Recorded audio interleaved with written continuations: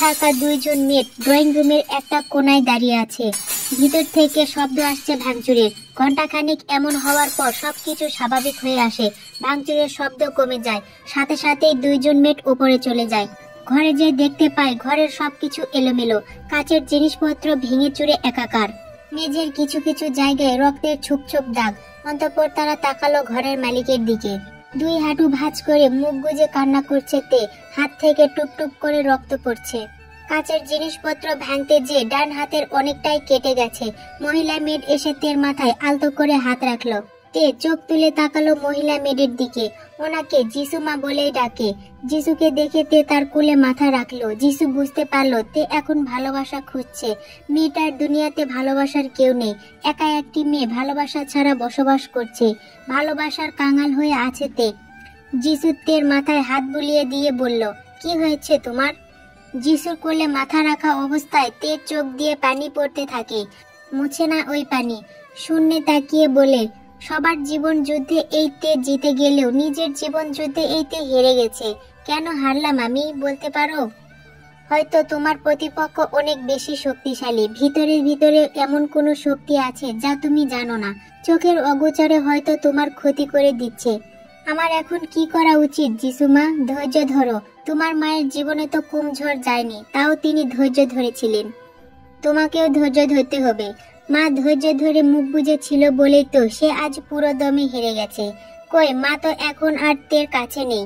তে যে এখন মা ছাড়াও একা বাঁচতে শিখেছে। এত বিলাসিতা, এত বড় বড় অট্টালিকা আমার মা তো একবারের জন্য দেখতে পারছে না। মায়ের মতো ধৈর্য ধরতে গেলে যে আমাকেও মায়ের মতো শূন্যতা ভোগ করতে হবে। তাহলে অন্য উপায় দেখো। যেমন আসল অস্ত্র খুঁজতে থাকো। যেই শত্রুকে দমন করতে উঠে পড়ে লেগেছো তার আশেপাশের সম্পর্কে ভালোভাবে অবগত হও। শত্রুর দুর্বলতা সম্পর্কে আরো ভালো করে জানো। নিজেকে সাকসেস বিজনেসম্যান বললে শত্রু দমন হয় না, পাশাপাশি নিজের শত্রুর দুর্বলতা ও শক্তিশালী চাবিকাঠি সম্পর্কে জ্ঞান লাভ করতে হবে। যিশুর কথাগুলো মনোযোগ দিয়ে শুনল তে। যিশু তের গ্রামের বাড়িতে থাকা সার্ভেন্ট। তে তাকে এখানে এনেছে নিজের জন্য। যিশু তের মায়ের বয়সী, তাই তে যিশুকে অনেক ভালোবাসে। যিশুর কথা শুনে তে যিশুর দিকে তাকায়। তে বলে, আমার চোখের পানি মুছে দাও যিশুমা, তারপর আমাকে কিছু খাইয়ে দাও। যিশু বুঝতে পারলো তে এখন মিসেস ইয়ঞ্জনকে খুব মিস করছে। যখনই তের মায়ের কথা মনে পড়ে তখন যিশুকে তে যিশুমা বলে ডাকে। মাথা নাড়িয়ে হ্যাঁ বলে চলে যায় খাবার আনতে। অন্য সার্ভেন্টকে পাঠিয়ে দেয় ঘর পরিষ্কার করতে। ঘর পরিষ্কার হলে যিশু খাবার এনে তেকে খাইয়ে দিয়ে ঘুম পাড়িয়ে দেয়। তারপর হাতে ব্যান্ডেজ করে চলে যায় ঘর থেকে। জংকুক বাসায় আসার পর জিমিন ও লিসার সাথে আড্ডা দিতে থাকে। তারপর মিস্টার আরেমের সাথে আলোচনায় বসে। মিস্টার আরেম বললেন, তোমার অ্যাসিস্ট্যান্ট কল করেছিল, বলল কাল মিটিং আছে তোমার।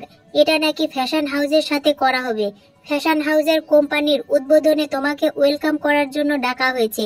এই জন্য ফ্যাক্টরির মালিক নিজে থেকে তোমার সাথে কথা বলতে চায়। কিভাবে কি করলে তোমার সুবিধা হবে তাই। ওকে বাবা, আমি যাব কাল মিটিংয়ে। তোমার ভাইয়ের কি খবর এখন? লোকেদের সাথে তো কথা বলে কেস উঠিয়ে দিলাম। আশা করি সব সমাধান হয়েছে। দীর্ঘশ্বাস ফেললেন মিস্টার আরেম। বললেন, হ্যাঁ হয়েছে সমাধান। সে এখন রিল্যাক্স আছে, তার ছেলে মেয়েরাও রিল্যাক্স আছে। জংকুক হালকা হেসে বিদায় নিল। ঘুমাবে এখন সে। কালকে মিটিং 10টায় করা হয়েছে, বেশি রাত জাগতে চায় না। জিমিন কিচেনে এসেছে চা বানাতে। জিমিনের গল্প পড়ার এক আলাদা নেশা আছে। জীবন বাড়ির ড্রয়িং রুমের সাথে সেট করে একটি বুকশেলফ ঘর করা, যেটাতে বেশিরভাগ সময় জিমিন থাকে। চা বানিয়ে জিমিন চায়ের প্রথম চুমুক দেওয়ার পর আবার চুমুক যখন দিবে তখনই জিমিনের কাছ থেকে চায়ের কাপ ছিনিয়ে নেওয়া হয়। চায়ের কাপটা নিয়ে সে নিজেও চায়ের কাপে দিল এক চুমুক। জিমিন জানে এই লোকটি আর কেউ না, জিওন মিনিউঙ্গি সুগা। সুগা শব্দ করে চায়ে চুমুক দেওয়ার ব্যাপারটা বিরক্ত লাগে জিমিনের কাছে। চোখের চশমা ঠিক করে জিমিন বলে, এভাবে শব্দ করে করে কেউ চা খায়? আর আমাকে বললেও তো আমি চা বানিয়ে দিতে পারতাম। সুগা জিমিনের চোখ থেকে চশমা নিয়ে চশমায় ফু দেয়।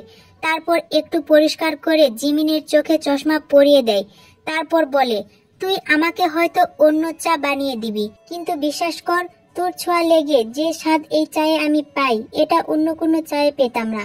সারাদিন অন্যান্য মেয়েদের সাথে থেকে থেকে মদের স্বাদ নেওয়ার বুঝি কম হয়ে যায়? এখন আমার কাছে এসেছেন, মদ আর অন্যান্য মেয়েরা তোর কাছে জিরো রে জিমিন পাখি। কথা বলবেন না আপনি আমার সাথে, নষ্ট পুরুষ মানুষ কোথাকার। আমাকে আবার চা বানাতে হবে। সুগা বাঁকা হেসে জিমিনের মাথার চুল এক টান দিয়ে বের হয়ে যায়। জিমিন ব্যথা পায় প্রচুর, কিন্তু সুগার সাথে কথা বাড়ায় না। যেতে যেতে সুগা বলে, চোখের নিচে কালো দাগ জমেছে জিমিন পাখি। প্রেমের উপন্যাস না পড়ে ক্লাসের বইগুলো মনোযোগ দিয়ে পড়, অন্তত রেজাল্ট ভালো হবে। কি লাভ যদি প্রেমের উপন্যাস পড়েও এই সুগার প্রেমে না পড়লি। সুগার কথায় জিমিনের ঠোঁটে কিঞ্চিত হাসি দেখা দিল। চা বানিয়ে পড়তে থাকে নিজের গল্পের বই। জিমিন ও লিসা ইন্টার দ্বিতীয় বর্ষে পড়াশোনা করে। লিসা জিমিনের থেকে 10 মিনিটের বড়। লিসা সায়েন্স নিয়ে পড়াশোনা করছে। লিসার স্বপ্ন ডাক্তার হওয়া, আর জিমিনের পড়াশোনায় অত মনোযোগী না, তাই সে আর্টস নিয়ে পড়াশোনা করে।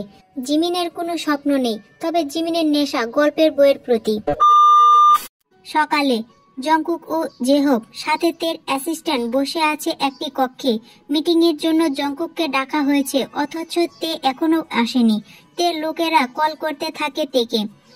জেহব তের অ্যাসিস্ট্যান্টকে জিজ্ঞাসা করে, তোমাদের ম্যাডাম আমাদেরকে ইনভাইট করে সে নিজেই এখানে উপস্থিত নেই, তাহলে এই মিটিং এর মানে কি? আমাদের মন্ত্রী মশাইয়ের কি সময়ের মূল্য নেই? ঠিক সেই সময় তে হাজির হয়।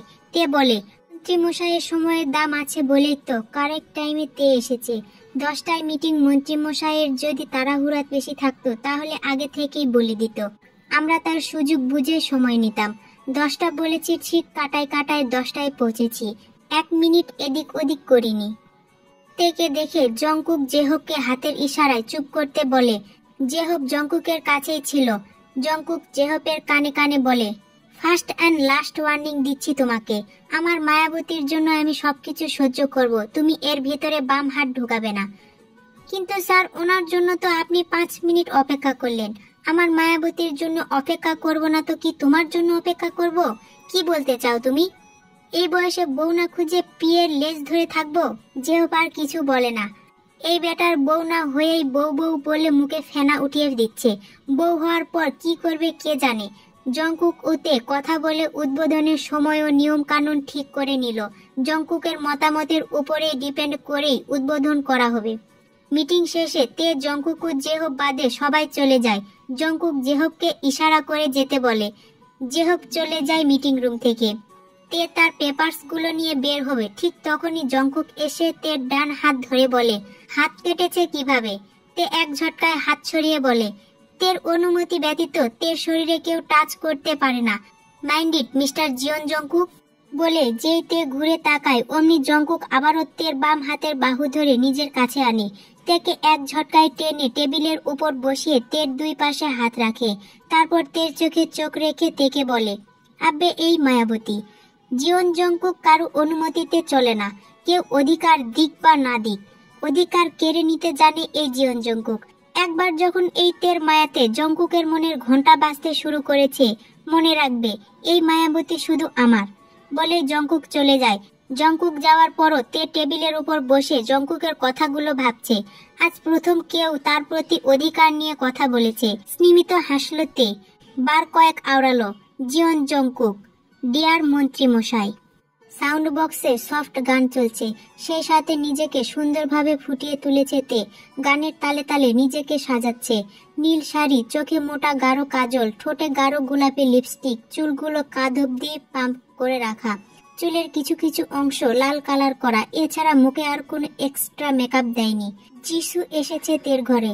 তের পিছনে এসে দাঁড়ায়। যিশুকে দেখে তে বলে, আমাকে কেমন লাগছে যিশু? একদম পারফেক্ট লাগছে তো? তোমাকে সবসময় পারফেক্ট লাগে, আজকে একটু বেশি মায়াবতী লাগছে। মায়াবতী? জানো যিশু, আমাকে কাল একজন মায়াবতী বলে সম্বোধন করেছে। তুমিও কি তার মায়াবতী নাম দেওয়া উপাধিতে মোহিত হয়েছ? তে তাকায় আয়নার দিকে, ভালোভাবে দেখে নিজেকে। কাল থেকে তার নিজের ভেতরেও অনেক পরিবর্তন এসেছে। এই যে আজকে সে পারফেক্ট সাজতে চাইছে, কই এতদিন তো পারফেক্ট লাগার শখ বা ইচ্ছা হয়নি, এখন কেন হচ্ছে এমন? সে কি তবে মন্ত্রীমশাইয়ের এক বাণীতেই গভীর জলে ডুব দিল? তে নিজেকে ঠিক করে বলে, কি যে বলো না তুমি, এক দেখায় কেউ ভালোবাসতে পারে নাকি? যিশু তের কাছে এসে তেকে নিজের দিকে ফিরিয়ে বলে, আপন মা না হলেও তোমার জীবনের দ্বিতীয় মা আমি। দুনিয়া তোমার আসল সত্যি নাই জানতে পারে, তবে আমি জানি তোমার আসল সত্যিটা কি। জীবনের উদ্দেশ্য সফল করতে যে অনেক বাধা আসে, ঠিক তেমনি আসে এক আগন্তুক যে তোমার জীবনকে এগিয়ে নিয়ে যাবে। সবার জীবনে এক সঙ্গী প্রয়োজন, কিন্তু যিশু লোকটিকে আমি তেমন ভালো করে চিনি না। যদি মায়ের মতো আমার জীবনও। বাকিটা বলার আগে যিশু বলে, তোমার মা নরম মনের সহজ সরল ছিলেন, তুমি তার এক অংশও না। তুমি হয়েছ তোমার মায়ের আদর্শ ও চরিত্রিক গুণাবলীর দিক দিয়ে। ভালোবাসার কোনো বর্ণনা নেই। ভালোবাসা তোমাকে ডাক দিয়ে আসবে না। ভালোবাসা এক দেখাতেও হতে পারে, আবার কয়েক বছর একসাথে থাকতে থাকতেও হতে পারে। এই যে লোকে বলে এক দেখায় ভালোবাসা যায় না, এটা কিন্তু সম্পূর্ণ ভুল। তুমি দোকানে গেলে কি একটা ড্রেসের জন্য 10 বার দোকানে খোঁজ নাও? নাও না নিশ্চয়। ভালো লেগেছে কিনে নিয়েছো, কারণ এটা তোমার ভালোবাসার জিনিস। মানুষের ক্ষেত্রেও তেমন। লোক কেমন কি এটা ফ্যাক্ট না, লোককে দেখে তোমার কেমন লেগেছে এটাই ফ্যাক্ট। কিন্তু জীবনে চলতে গেলে ভালোবাসার পাশাপাশি তোমাকে দেখতে হবে ভালোবাসার মানুষটি তোমার জন্য ঠিক কিনা। তে হাতে গোলাপি রঙের কাঁচের চুড়ি পরতে পরতে বলে, তুমি একদম ঠিক বলেছ যিশু। আমি ভেবে দেখব আমি আদৌ ভালোবেসেছি নাকি শুধু অধিকারবোধ জমিয়েছে বলে আবেগে ভাসছি। কারণ আমি তো ছোট থেকেই ভালোবাসা পাওয়ার জন্য মরিয়া হয়ে আছি। যিশু তের চোখ থেকে কাজল নিয়ে তের গলার কিনারায় দিতে দিতে বলে, নজর না লাগুক আমার মায়াবতী তের উপরে। তে যিশুকে আলিঙ্গন করে বিদায় জানায় অফিসে যাবে বলে। জঙ্কুক আসার এখনো কয়েক মিনিট দেরি আছে। তার আগেই আজ তে চলে এসেছে। বড় বড় 3টা গাড়ি শোষো করে চলে এলো কোম্পানির সামনে। প্রথম গাড়ি থেকে বের হলো 2জন দেহরক্ষী, তারপর বের হলো জঙ্কুক। জঙ্কুক আজ কালো রঙের পাঞ্জাবি পরেছে, কালো পাঞ্জাবি, কালো জিন্স, পাঞ্জাবির হাতা ফোল্ড করা। জঙ্কুককে দেখতে একদম পারফেক্ট মন্ত্রীমশাই লাগছে তের কাছে। জঙ্কুককে দেখে তের মুখে ভেসে ওঠে এক মিষ্টি হাসি। জঙ্কুকও তাকিয়ে আছে তের দিকে, দেখতে থাকে তার মায়াবতীকে। অনেক সুন্দর লাগছে জঙ্কুকের মায়াবতীকে। জঙ্কুক ফুল দিয়ে সাজানো রাস্তা দিয়ে হাঁটতে হাঁটতে তের কাছে আসে। চোখ তার তের দিকেই আবদ্ধ। তের এই মোটা করে দেওয়া কাজল কালো চোখ যেন আরো বেশি আকর্ষণীয় করছে জঙ্কুককে। জঙ্কুক তের কাছে আসার সাথে সাথে তে একটি ফুলের তোড়া দিয়ে জঙ্কুককে স্বাগতম জানায়। তারপর জঙ্কুককে একটি রঙিন কাগজে সাজানো কেচি দেওয়া হয় ফিতা কাটার জন্য। জঙ্কুক কেচি নেওয়ার পর তের দিকে তাকিয়ে বলে, শুধু আমি একা কেন ফিতা কাটবো? যার কোম্পানি সে কি ফিতা কাটবে না? একজন সফল নারী হয়ে তার সফলতার দিনে এক পাশে চুপ করে দাঁড়িয়ে থাকলে কি মানায় নাকি? দুজনে একসাথে ফিতা কাটবো। সবার সম্মতি জানায় জঙ্কুকের কথায়। অন্তঃপর মুচকি হেসে তে দাঁড়ায় জঙ্কুকের পাশে। জেহব তাকিয়ে থাকে তে ও জঙ্কুকের দিকে। মনে মনে বলে, ম্যামের গেট আপ ও স্যারের গেট আপ দেখলে পারফেক্ট জুটি লাগে। অবশ্য বস তো ম্যামকেই তার রাজ্যের রানী বানাবে, সে যেভাবেই হোক।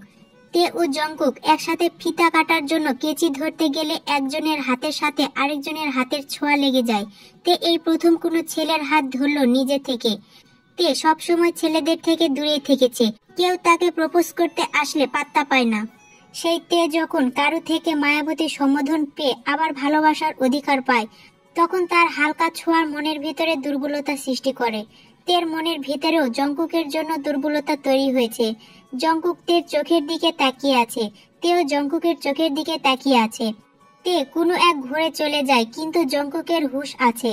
তাই তো জঙ্কুক ঠোঁটে শুষ্ক এক হাসি দিয়ে তের সাথে ফিতা কাটতে থাকে। ফিতা কাটার পর সবাই জঙ্কুক ও তের মাথায় ফুল দিয়ে কোম্পানির ভিতরে ওয়েলকাম করে। জঙ্কুক তের হাত ছাড়েনি। তে হাত ছাড়ানোর জন্য চেষ্টা করে, কিন্তু জঙ্কুকের মতো শক্তিশালী পুরুষের সাথে পেরে ওঠা সহজ নয়। তের এক হাত ধরে তের চুলের ভাঁজে লেগে থাকা ফুলগুলো এক একটি করে ফেলে দেয় জঙ্কুক। তে জঙ্কুকের চোখের দিকে তাকিয়ে আছে। জঙ্কুক তের হাত ধরে কোম্পানির ভেতরে ঢুকতে থাকে। তেকুকের প্রথম পা একসাথে দিতে সবাই লাইট জ্বালিয়ে হাততালি দেয়। কোম্পানির ভেতরে ঢোকার পর জঙ্কুক নিজে থেকে তের হাত ছেড়ে দিয়ে তের কাছে দাঁড়িয়ে বলে, বলেছিলাম না আমি যেটা চাই সেটা করেই ছাড়ি। তোমার একটাই কাজ, লক্ষ্মী মেয়ের মতো আমাকে ভরপুর ভালোবাসা দিবে। সত্যি বলছি মায়াবতী, তোমার সকল ইচ্ছা পূরণ করব এই আমি জঙ্কুক। শুধু জঙ্কুকের জীবনে একবার এন্ট্রি নাও। তে জঙ্কুকের দিকে রাগী লোক নিয়ে তাকিয়ে আছে। জঙ্কুক কথাটি বলে তের দিকে তাকিয়ে এক চোখ টিপ দিয়ে দুষ্টু হাসি দেয়। যে হোক তে ও জঙ্কুকের কাণ্ড দেখছে। অন্যরা ভাবছে মন্ত্রী ও কোম্পানির সিইও হয়তো কোম্পানির বিষয়ে কোনো কনভারসেশনে আছে, কিন্তু জেহব তো সবকিছুই জানে। ওয়েলকাম ফাংশনে আয়ু এসেছে।